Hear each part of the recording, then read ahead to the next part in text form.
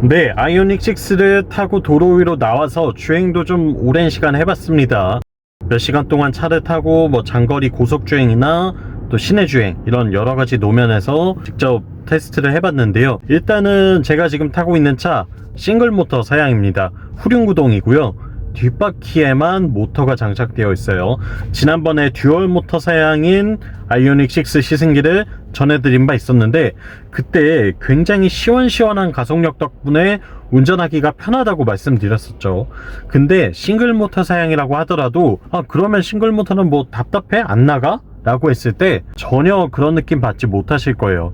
이 차가 수치상으로는 제로백 7초대 초반을 기록합니다. 그러니까 기본적인 수치로 봤을 때 전혀 부족할 건 없어요. 하지만 그렇다고 해서 어딘가 특출나게 뛰어나지도 않죠. 그냥 요즘 웬만한 자동차들이라면 대부분 제로백 수치가 7초대 정도는 충분히 기록을 해주니까 특별히 빠르다, 특별히 느리다 이런 평가를 할 수 없는 수준의 기록이라고 할 수 있겠는데요. 다만 한 가지 차이점이 있죠.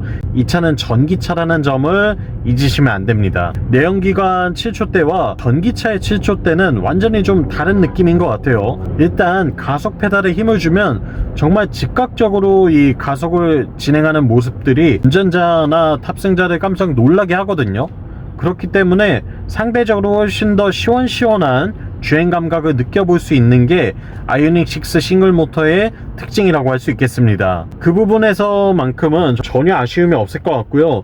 저 개인적으로도 상당히 만족스럽네요. 이 차 듀얼 모터 아닌 걸로도 타도 되겠어? 라고 생각했는데 전혀 상관없을 것 같아요. 일단 싱글 모터 스펙을 좀 말씀을 드리자면, 모터가 168kW, 그러니까 마력으로 환산하면 228.5마력 정도를 기록을 합니다. 228.5마력의 최대 토크가 약 35kg/포스미터 정도 되는 셈의 수치를 기록을 하거든요.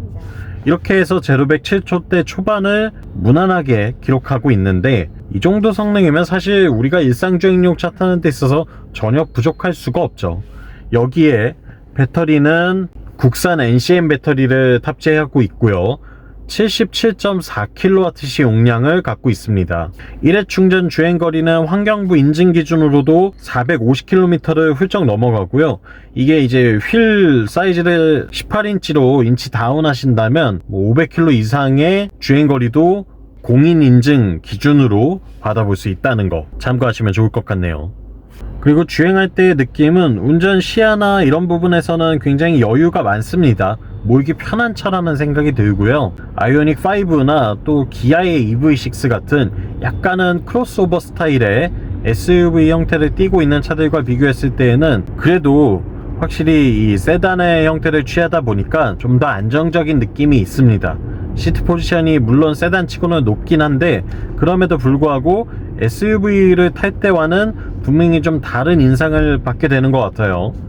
그 부분에서의 만족도도 이 차의 특징 중 하나라고 할 수 있겠죠. 또한 이 서스펜션 구조는 지금 EGMP 플랫폼 위에 맥퍼슨 스트럿과 멀티링크 구조의 앞뒤 서스펜션 구조를 취하고 있습니다. 기본적으로는 말랑말랑하고 부드러운 건 아니에요.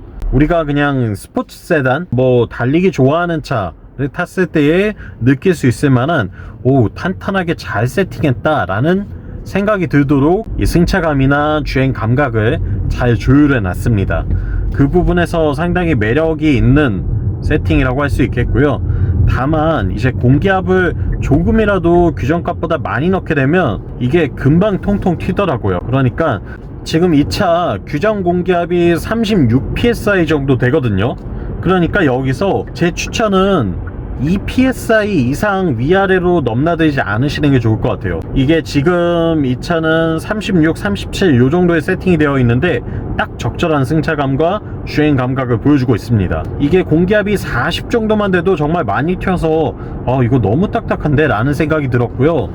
또 너무 많이 빼게 되면 고속주행을 할 때 위험이 따르기 때문에 그 부분에 있어서도 어느 정도 적당히 조율이 되어 있는 플러스 마이너스 2 psi 정도 왔다 갔다 하시는 게 좋을 것 같다는 생각이 들어요. 그리고 가속감 진짜 시원시원해요. 지금도 일반 도로를 달리고 있긴 한데 스포츠 모드로 바꿔놓고 살짝 밟아보면 지금 몸이 시트에 파묻히는 느낌을 언제라도 전해주거든요. 이 전기차 특유의 즉각적인 토크 반응 덕분인데 이건 진짜 운전하기가 너무 즐겁고 또 편해지는 것 같습니다. 또한 고속도로에서 이 빠르게 달리고 있을 때에도 꽤나 안정감 있게 쫙 가라앉는 듯한 느낌을 전해주고 있기 때문에 차의 기본적인 이 셰시에 대한 포텐셜이 상당히 높다라는 걸 조금이나마 느껴볼 수 있었고요. 그리고 4륜 구동이 아니라서 이 차 뭐 트랙션이 불안정하지 않아요? 겨울철에 위험하지 않을까요? 뭐 핸들링 성능이 좀 떨어지지 않아요?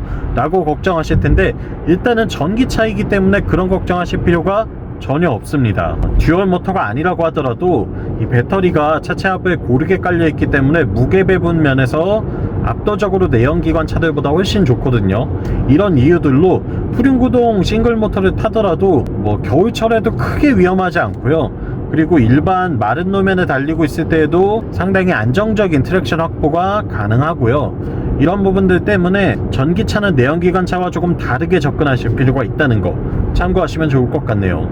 제 생각에는 막 진짜 폭설이 내리는 빙판길에 달려야 하는 상황이 아니라고 한다면 여러분들께서 그냥 싱글 모터로 구입을 하셔도 충분하지 않을까라는 생각을 해요.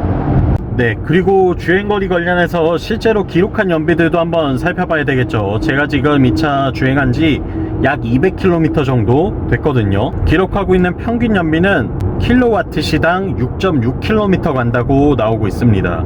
이 차의 배터리가 77.4kWh니까요. 이거를 계산을 해보시면 뭐 한 약 500km 정도 주행할 수 있다는 게 되죠. 주행거리가 싱글모터 치고는 좀 짧은 거 아니에요? 라고 하실 수 있는데 제 생각도 크게 다르진 않습니다. 다만 이게 지금 휠을 20인치 휠을 장착을 해놨어요. 아무래도 주행거리를 더 높이고 싶다면 단순히 싱글모터만 선택할 게 아니라 휠 사이즈도 반드시 18인치로 내리셔야 되지 않을까라는 생각이 들었습니다. 그래서 좀 더 효율적으로 이 차를 타고 싶으신 분이라면 싱글 모터의 18인치 휠 선택하시는 걸 추천드리고요.